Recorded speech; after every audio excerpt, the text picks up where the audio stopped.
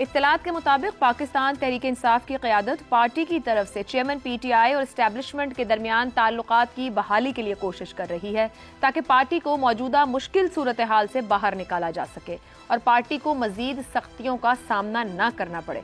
PTI के एक धड़े के मुताबिक PTI और इस्टेब्लिशमेंट के दरमियान इख्तिलाफात के तासुर का खात्मा होना चाहिए।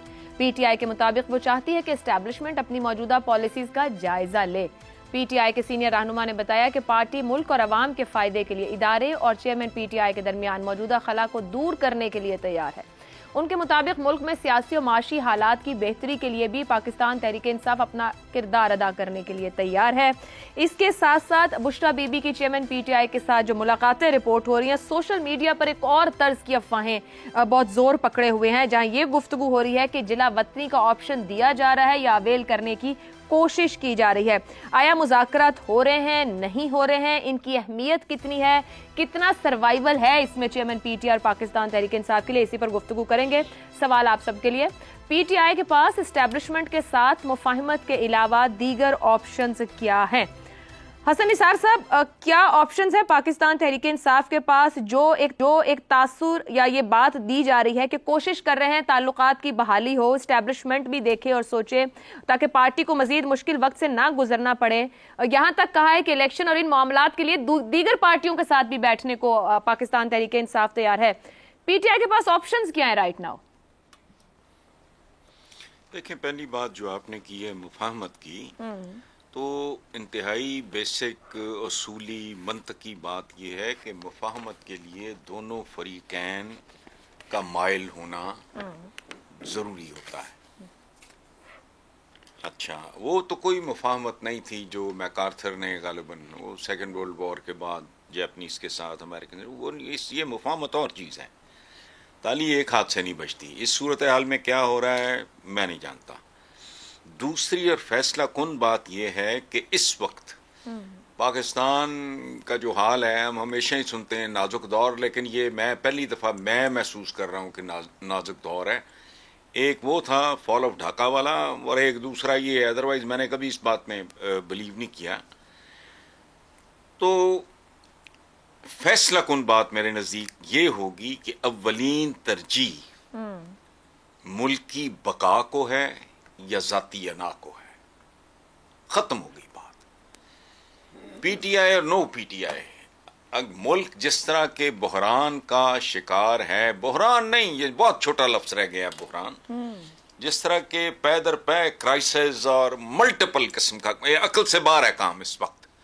और मैं तो अंजाम का सच्ची बात है सोच के मैं डरता हूं।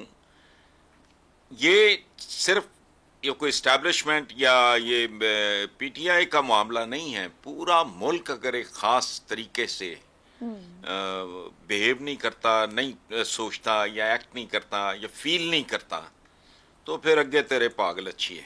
इससे ज़्यादा मैं नहीं बात कर सकता इस पर। ठीक है, हसन साहब कह रहे हैं छोटा बहरान नहीं है, एक फैसला कुन सूरत हाल है। इफ्तिखार साहब वो कहते हैं मुल्क की बका या जाती अना। ये AC वाले कमरों में बैठ के बड़ी बड़ी बातें, या हम भी यहाँ पे सवाल रख रहे हो, सब कुछ अपनी जगह। जेल का माहौल चेयरमैन PTI को लचकदार मौक़िफ़ की तरफ, रवैये की तरफ ले जा सकता है, या वही नारा बिना किसी अमल के वो वहीं पर रहेंगे कि मजबूती से डटे खड़े हैं वहाँ पर? नहीं, वो मजबूती से डटे खड़े हैं।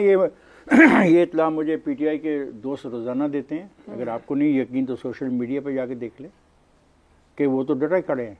अच्छा, तो सवाल ये पैदा होता है कि मुफाहमत का जो असूल है वो मंतिक की बात है, जैसा हसन निसार साहब कह रहे हैं। असूली बात तो यही है, क्योंकि मुफाहमत नहीं तो क्या? नहीं, देखिए ना, अगर मुफाहमत नहीं तो मुखासमत में क्या मिलेगा? कुछ भी नहीं मिलेगा। दोनों आप खुद कह रहे हैं वो डटे हुए हैं। नहीं, वो ये तो उनको सोचना चाहिए ना, ये मैंने तो नहीं सोचना। हम तो राय दे सकते हैं ना, जैसे हसन साहब ने राय दी है, उनके दोस्तों में से है, उनके चाहने वालों में से है, उनको प्यार करने वालों में से है। वो भी इस नतीजे पे पहुंचा कि क्राइसिस बहुत गहरा है। क्राइसिस आम क्राइसिस नहीं है जो हम देख रहे हैं। क्राइसिस इक्तिसादी है, क्राइसिस इखलाकी है, क्राइसिस सियासी है, क्राइसिस जो क्राइसिस है वो इंतज़ामी है।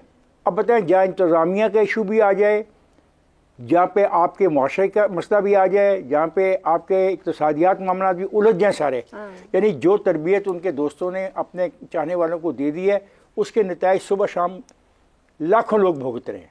मैं कहता हूं कि वो अपने वर्करों को सियासत के आदाब ही सिखाने की हिदायत कर दे तो बहुत बड़ा स्टेप होगा। ये जो क्राइसिस गहरा हो रहा है ना, ये कम हो जाएगा, इसकी गहराई में कमी आ जाएगी, ताकि दूसरा फरीक से हम भी बात कर सकेंगे भाई उनके रवैये में लचक आ रही है। अब मुसीबत यह है कि जब दूसरी तरफ से इसी दोस्त को कहा गया कि आके बैठ के मुफाहमत कर लो, और ये हकीकत है कि इंतखाबात के हवाले से पीटीआई के जो जिनको नॉमिनेट किया गया था और पीडीएम के जो लोगों के दरमियान महज ये बहस थी कि तारीख का तयन, और वो ये कहते थे कि हम तारीख का तयन नहीं कर सकते, इसके लिए हमें अपने पार्टी के चेयरमैन के पास जाना पड़ेगा। पार्टी के चेयरमैन ने कहा सवाल ही नहीं पैदा होता, क्योंकि ये अब फंस गए हैं और इनको फंसाए रखो। नतीजा हुआ खुद तो वो चले गए जेल में और कैदी नंबर 804 बन गए, लेकिन बाकी लोग तो फंस गए। यहाँ से आगे नाउ ऑनवर्ड्स अब वो जेल के अंदर है, अगर रास्ता मुखासमत है तो नतीजा क्या है?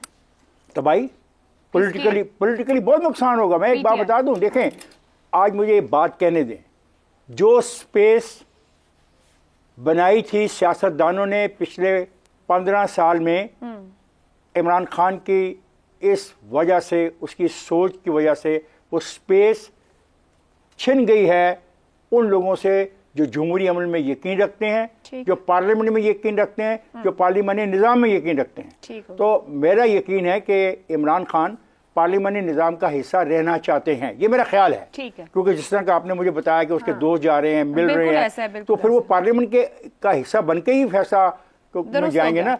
अगर पार्लियामेंट का हिस्सा ही नहीं होंगे तो फिर कैसा फैसला और क्या हालात ठीक हो, मैं नहीं समझता। उनको एक बात को गौर करना चाहिए, उनके सब साथियों को, कि पार्लियामेंट है तो वो हैं, और अगर पार्लियामेंट नहीं है ना तो फिर वो नहीं चल पाएंगे। ठीक है, लेकिन वो ऊपर एक हसन साहब ने भी बात की थी कि दोनों फरीकैन का उस मुफाहिमत और उसके लिए बढ़ना, दोनों फरीकैन में मैं भी ये कह रहा हूँ। देखो बात सुनो, जब उनका रवैया क्लियर होगा तो शायद दूसरा फरीक भी समझे। अगर रवैया यही है जो हम सुबह शाम सोशल मीडिया पे देख रहे हैं, तो उस रवैये में भाई दूसरा फरीक, मैं उन्हीं की लीडरशिप की बात कर रहा हूं, वो बात करना चाह रहे हैं, वो सबके साथ बैठना चाह रहे हैं। दूसरा फरीक बिल्कुल कोई रियायत नहीं करेगा। मैं आपको बताऊं, मैं शहजाद साहब मैं आपकी तरफ आऊं। बुशरा बीबी की चेयरमैन पीटीआई से जेल में मुलाकातें, और फिर इसके बाद रिपोर्टेडली जो कुछ सोशल मीडिया पर, कुछ आज मेन स्ट्रीम चैनल्स पर भी ये जो अफवाहें कि बाहर जाने की बात या जिला वतनी का एक ऑप्शन मौजूद है, क्या ये ऑप्शन होना चाहिए या आपके ख्याल में कहीं होगा? एस्टैब्लिशमेंट के साथ मुफाहिमत नहीं या बातचीत नहीं तो फिर ऑप्शन क्या है चेयरमैन पीटीआई के पास? जिला वतनी के ऑप्शन को ना इमरान खान मानेगा, ना ये उसका ऑप्शन है। ये पता नहीं कौन लोग बता रहे हैं। ठीक है जी शहजाद साहब।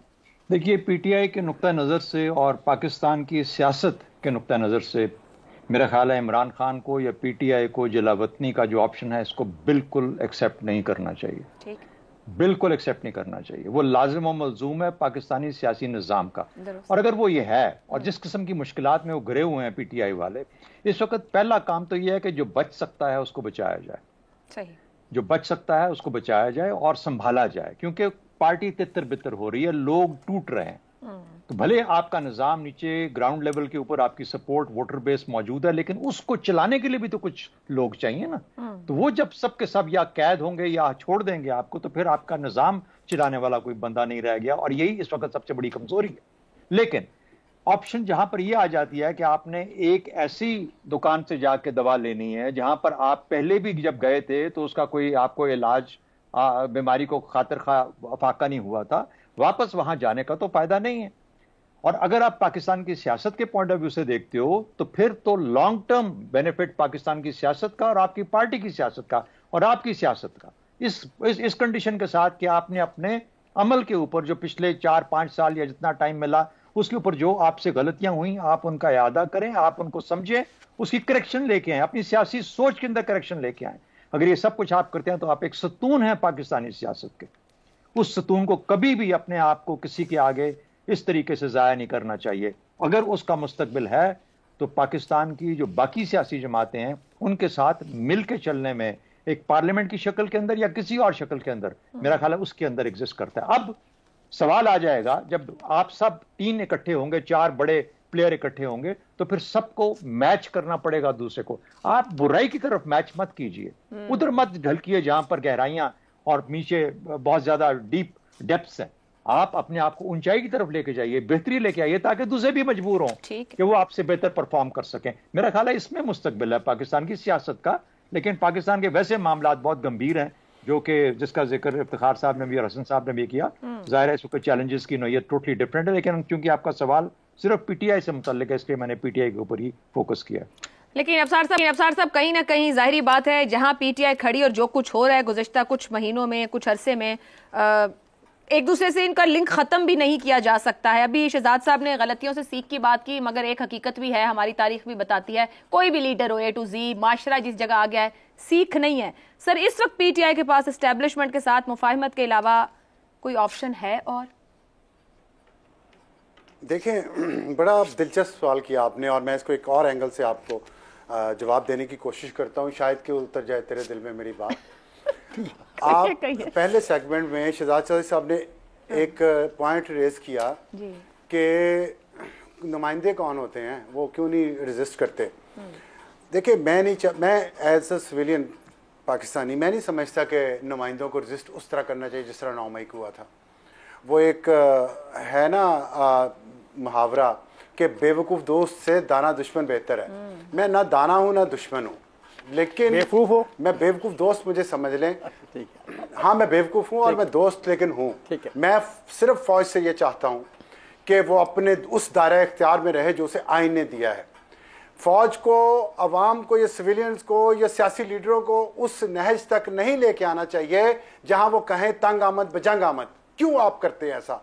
आप क्या समझते हैं कि ये आपके हक में जाता है कि सब लोग आपको कह रहे हैं फ़ौज सब कुछ कर लेगी, फ़ौज सबको बचा लेगी, सिविलियंस के सारे काम गलत हो रहे हैं, सिविलियन इदारे तबाह हो गए, फ़ौज आके कर लेगी? ये अच्छी बात नहीं है, ये फ़ौज के लिए अच्छी बात नहीं है, क्योंकि आज सारी जिम्मेदारी, सारा इल्ज़ाम फ़ौज पे इसीलिए आ रहा है कि और कोई सिविलियन इदारा चाहते ही नहीं है कि वो अपनी जिम्मेदारी उठाए। क्यों? उन्हें पता है कि कहीं ना कहीं हमारी टांग खींची जाएगी। आपने सवाल किया है, इस सवाल ने सारी हकीकत खोल दी है। इस मुल्क में नुमाइंदा कौन है, ताकत किसके पास है और इख्तियार किसके पास है। बस यही मेरी विनती है, यही मेरी अपील है कि सियासी नुमाइंदों को कभी और सियासी कुव्वतों को कभी उस स्टेज, या तो फिर जैसे कुछ लोग मशवरा देते हैं कि जी सियासी नुमाइंदों को इनकार कर देना चाहिए, तो इनकार के बाद अगला स्टेप क्या है? 9 मई है अगला स्टेप।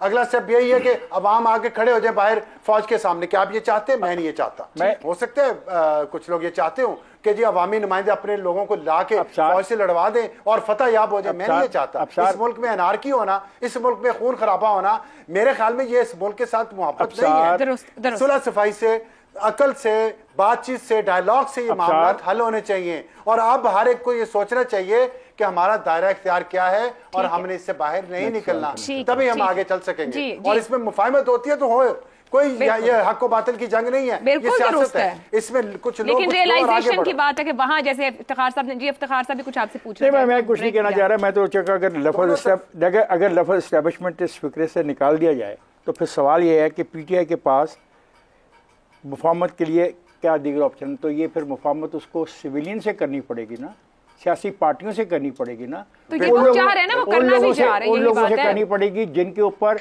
एक फौज छोड़ दी गई है गालियां देने के लिए, और बिल्कुल प्लानिंग के साथ और बिल्कुल एक मनसूबाबंदी के साथ बढ़ना है। पीटीआई का रवैया ऐसा नहीं रहा। वो गुज़श्ता 5 से ज्यादा अपोजिशन में पहले भी कहती रही है कि वो इस अपोजिशन के साथ नहीं बैठेगी।